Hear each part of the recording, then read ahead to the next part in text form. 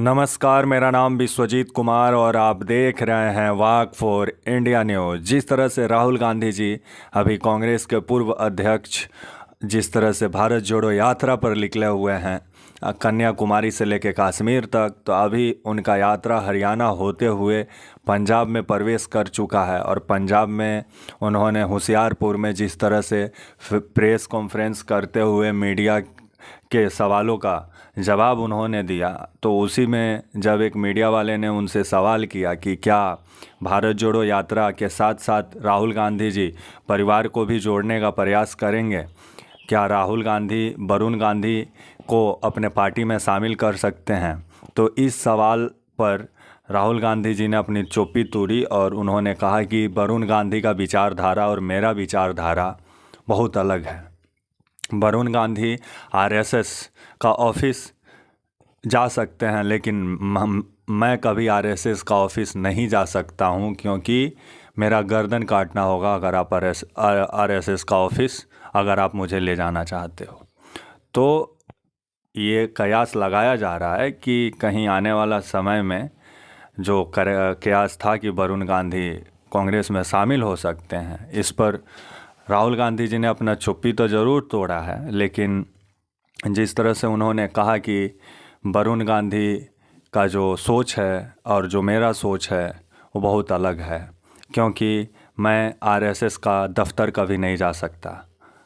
और अगर मुझे आरएसएस का दफ्तर ले जाना है तो मेरा गर्दन काटना होगा, ऐसा कहना था राहुल गांधी जी का। लेकिन जिस तरह से मीडिया के गलियारों में कयास लगाया जा रहा था कि वरुण गांधी जी साथ आ सकते हैं राहुल गांधी के साथ 2024 चुनाव को मद्देनज़र रखते हुए लोकसभा का, लेकिन ये आने वाला समय बताएगा, क्योंकि राजनीति में जो चीज़ आपको स्थिर दिखाई देता है वो कभी स्थिर नहीं होता है। कहीं आने वाला समय में कहीं विचारधारा का जो ये लड़ाई राहुल गांधी जी लड़ रहे हैं, क्या यह कांग्रेस को जो खोई हुई ज़मीन है वो दिला पाते हैं या नहीं। लेकिन जिस तरह से वरुण गांधी पर राहुल गांधी जी ने खुलकर मीडिया वालों से बात की, लेकिन ये आने वाला समय बताएगा कि क्या वरुण गांधी कांग्रेस परिवार में शामिल हो पाते हैं या फिर वह अपना अलग राजनीति कुछ अलग अंदाज में वरुण गांधी करेंगे। क्योंकि जिस तरह से बीजेपी उनको अपने पार्टी में पूरे तरीके से शत्रुघ्न सिन्हा वाला हाल हो गया है, वो भी अलग थलग पड़ गए हैं, तो अब आने वाला समय में राहुल गांधी के साथ वरुण गांधी आते हैं या वरुण गांधी अपना कुछ अलग राजनीति करने के उद्देश्य से जनता के बीच में पहुंचते हैं 2024 में लोकसभा में, ये तो आने वाला समय बताएगा। लेकिन जिस तरह से वरुण गांधी बीजेपी के खिलाफ़, अपने ही पार्टी के खिलाफ़ जिस तरह से खुल के बोल रहे हैं, अभी वो पीलीभीत से सांसद हैं उत्तर प्रदेश के, लेकिन जिस तरह से अपने ही पार्टी के खिलाफ़ वो बोल रहे हैं, चाहे गन्ना किसान का समस्या हो, चाहे पश्चिमी यूपी में किसानों का विभिन्न समस्या सिंचाई से जुड़ा हुआ, चाहे बिजली बिल का समस्या, बहुत सारा समस्या है जिसको लेकर के अपने ही सरकार को आए दिन वरुण गांधी घेरने का काम करते हैं, जिसको लेकर के मीडिया के गलियारों में ये कयास लगाया जा रहा था कि कहीं वरुण गांधी कांग्रेस में शामिल तो नहीं होने जा रहे हैं, जिस पर राहुल गांधी ने अपना चुप्पी तोड़ा है। और इस पर राहुल गांधी ने कहा कि हाँ, वरुण गांधी हमारे भाई हैं, वो आएंगे तो उन्हें गले लगा सकते हैं, लेकिन उनका विचारधारा के साथ मैं कभी नहीं चल सकता हूं, ऐसा कहना था राहुल गांधी का। लेकिन जिस तरह से कांग्रेस पार्टी के तरफ से जो विपक्षी दल हैं तमाम, उनको जिस तरह से पत्र लिखा गया है, लेकिन इस पत्र में भी बहुत पार्टियों को नज़रअंदाज भी किया गया है,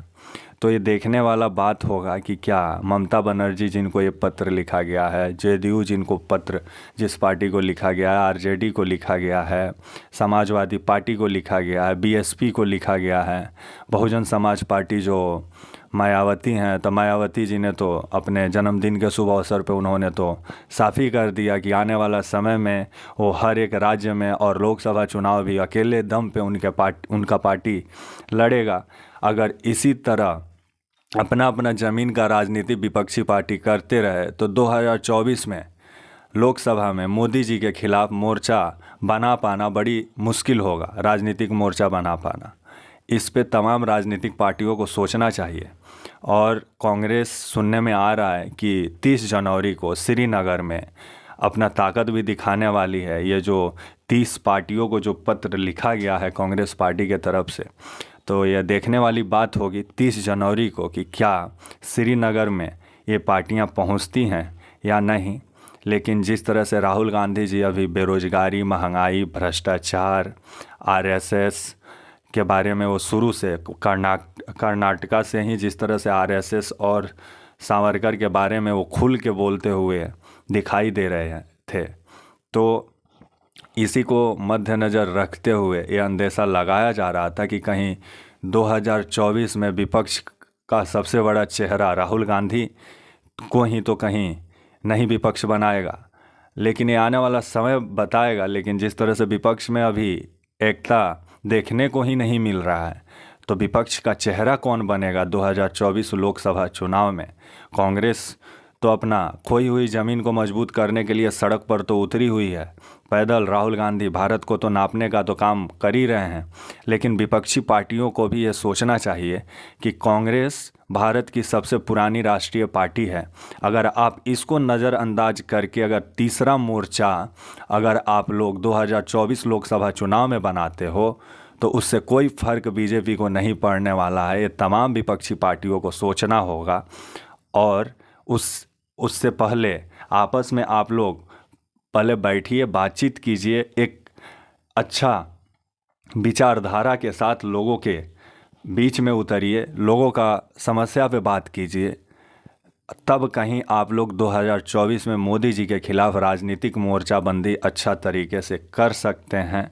लेकिन जिस तरह से राहुल गांधी जी वरुण गांधी का जो कांग्रेस में शामिल होने का मीडिया के गलियारों में कयास लगाया जा रहा था, तो उस पर जिस तरह से उन्होंने बयान दिया, तो अब मीडिया का भी कयास धीरे धीरे लग रहा है ख़त्म हो जाएगा। लेकिन क्या वरुण गांधी का आखिर क्या मतलब करते हैं 2024 में, ये तो आने वाला समय बताएगा। तब तक के लिए आप मुझे इजाज़त दीजिए और आप हमारे channel walk for India news को प्लीज़ लाइक और सब्सक्राइब और शेयर करना ना भूलें। तब तक के लिए नमस्कार।